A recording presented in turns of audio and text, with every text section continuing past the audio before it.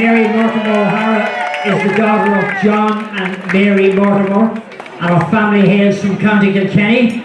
She grew up in Midwood section, where she graduated from St Brendan's grade school and high school.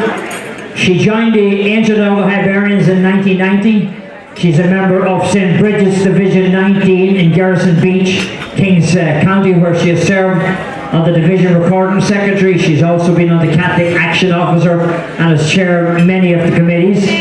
In 2014, she was chosen to represent the LOH as aide to the Grand Marshal in the Brooklyn Parade. She's currently a member of the past President and VFW Ladies Auxiliary. For the past 35 years, she's lived in Garrison Beach, Brooklyn. She and her husband Pat were married for 48 years. Mary is the mother of 3, Kathleen, Maureen, Anne-Marie, and the grandmother of 4, Joseph, Patrick, Michael and Catherine. Kings County aide to the Grand Marshal, Mary O'Hara.